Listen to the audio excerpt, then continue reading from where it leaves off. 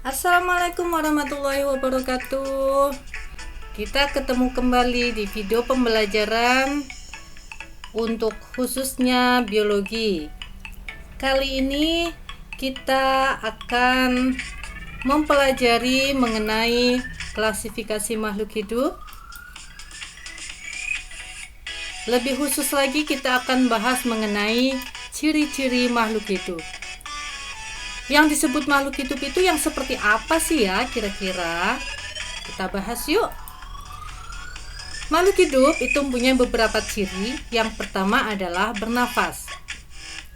Bernafas merupakan peristiwa keluar masuknya udara berupa oksigen atau O2 dan karbon dioksida atau CO2 ke dalam tubuh melalui organ-organ pernafasan. Reaksi kimia pernafasan yaitu ada C6H12O6 berupa glukosa ditambah dengan 6O2 berupa oksigen yang akan menjadi 6H2O berupa air dan 6CO2 yaitu karbon dioksida dan energi yang berupa ATP sebanyak 38. Nah, yang menjadi catatan khusus untuk tumbuhan itu bernafas atau respirasi melalui stomata atau yang disebut dengan mulut daun. Berbeda dengan manusia dan hewan. Manusia dan hewan bernafas bisa dengan paru-paru. Untuk hewan bisa bernafas dengan kulit, bisa bernafas dengan trakea dan lain-lain. Tapi khusus untuk tumbuhan itu hanya bisa bernafas melalui stomata atau yang disebut dengan mulut daun. Ciri yang kedua yaitu bergerak. Bergerak ada yang disebut dengan gerak aktif, yaitu gerak yang dapat berpindah tempat. Misalnya berjalan, berlari, melompat, dan sebagainya. Yang kedua adalah gerak pasif. Dikatakan gerak pasif karena geraknya tidak dapat berpindah tempat. Contohnya gerak melambai-lambai daun ketika tertiup angin. Contoh, untuk tumbuhan dikatakan sebagai gerak pasif. Kenapa tumbuhan dikatakan gerak pasif? Karena tumbuhan itu tidak dapat berpindah tempat. Tumbuhan tidak dapat bergeser jika bukan kita yang menggesernya. Hewan dikatakan sebagai gerak aktif karena hewan bisa berpindah tempat. Manusia pun sama seperti hewan, dikatakan sebagai gerak aktif karena manusia juga bisa berpindah tempat. Ciri yang ketiga yaitu tumbuh. Tumbuh merupakan proses bertambahnya jumlah atau ukuran sel tubuh. Contohnya, dari pendek menjadi tinggi, dari kurus menjadi gemuk, atau dari kecil menjadi besar. Ciri yang keempat, memerlukan makan. Kita semua tahu bahwa makhluk hidup itu pasti membutuhkan makanan. Untuk apa ya kira-kira? Nah, makanan itu fungsinya untuk menghasilkan energi di dalam tubuh. Pada tumbuhan, makanan diperoleh dengan cara fotosintesis. Ini berlaku hanya untuk tumbuhan. Nah, yang jadi pertanyaan, mengapa hanya tumbuhannya dapat berfotosintesis ya?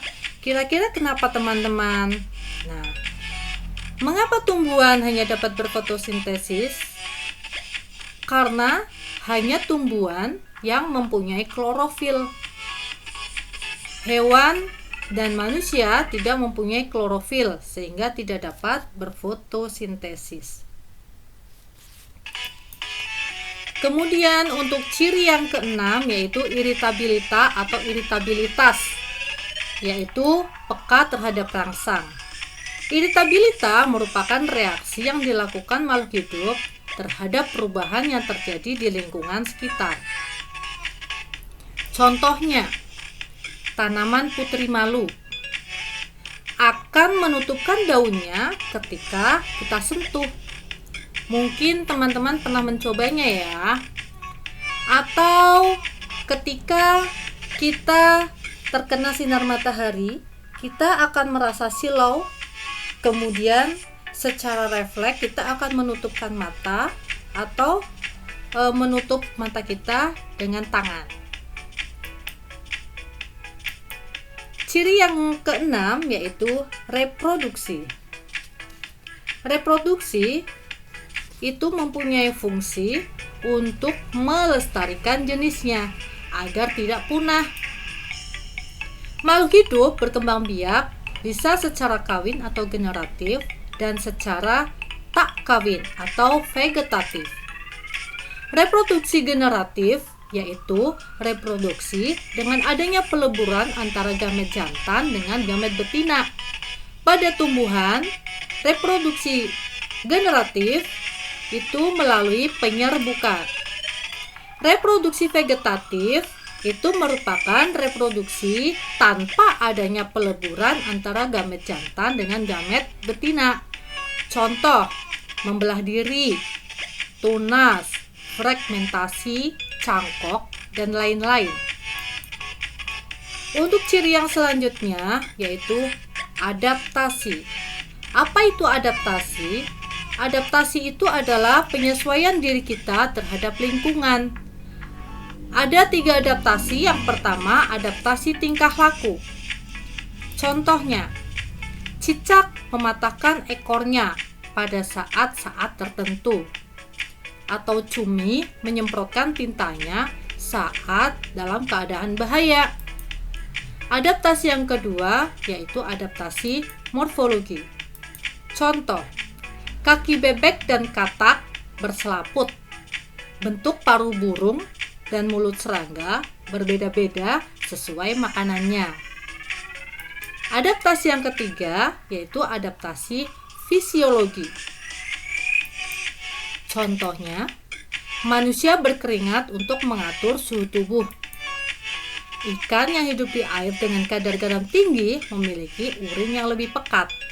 Jadi, intinya di sini adaptasi tingkah laku itu berhubungan dengan tingkah laku, adaptasi morfologi berhubungan dengan bentuk tubuh, adaptasi fisiologi berhubungan dengan fungsi dari alat tubuh.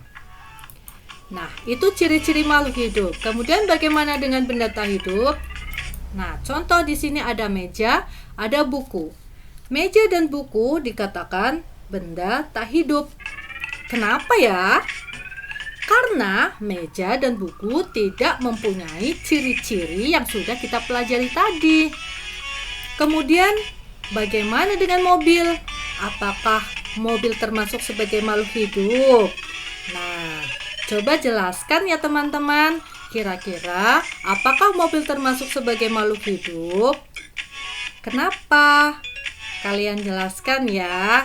Silakan, saya tunggu komen dan saya tunggu jawabannya di bawah ya.